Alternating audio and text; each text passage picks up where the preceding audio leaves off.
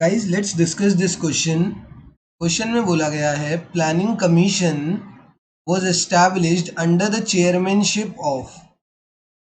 Planning commission हमने पढ़ा है, क्या पढ़ा है प्लानिंग कमीशन के बारे में कि प्लानिंग कमीशन के चेयरमैन कौन होते हैं। Planning commission is under the chairmanship of chairmanship chairmanship of prime minister of India. हमें एक चीज़ पता है कि प्लानिंग कमीशन के जो चेयरमैन होते हैं वो कौन होते हैं, वो प्राइम मिनिस्टर ऑफ इंडिया होते हैं।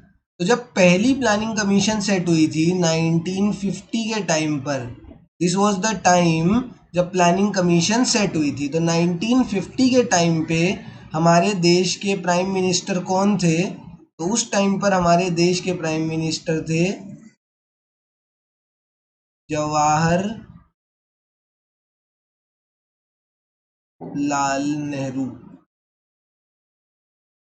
उस टाइम पे हमारे देश के प्राइम मिनिस्टर थे जवाहरलाल नेहरू जी। ठीक है, तो इसी वजह से हमें पता है, सिंपल बात है कि यार chairman of planning commission is always the prime minister and at 1950 the prime minister of India was Jawaharlal Nehru. तो इसलिए कुछ ना देखते हुए आगे हम ऑप्शन नंबर 2 पर टिक कर देंगे। और के बारे में हमें जानना ही नहीं है। डॉक्टर बी आर अम्बेडकर कौन थे? डॉक्टर बी आर अम्बेडकर, हमें प्लानिंग कमीशन के बारे में उनका कोई रोल नहीं है, वो ड्राफ्टिंग कमेटी में थे कॉन्स्टिट्यूशन की।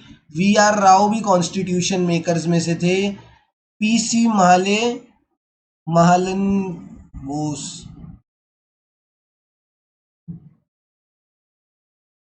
ये स्पेलिंग गलत दे रखी है, पीसी महालन बोस होते हैं, मतलब पीसी महालन बोस है, वो भी जो है प्लानिंग कमीशन का पार्ट नहीं थे, वो भी कॉन्स्टिट्यूशन मेकर्स में से थे। ये तीनों कॉन्स्टिट्यूशन मेकर्स थे। जवाहरलाल नेहरू खुद भी कॉन्स्टिट्यूशन मेकर थे, ठीक है, बट वो प्लानिंग कमीशन के चेयरमैन भी थे। ठीक है, प्लानिंग कमीशन के चेयरमैन इन 1950 उनको अपॉइंट करा गया था।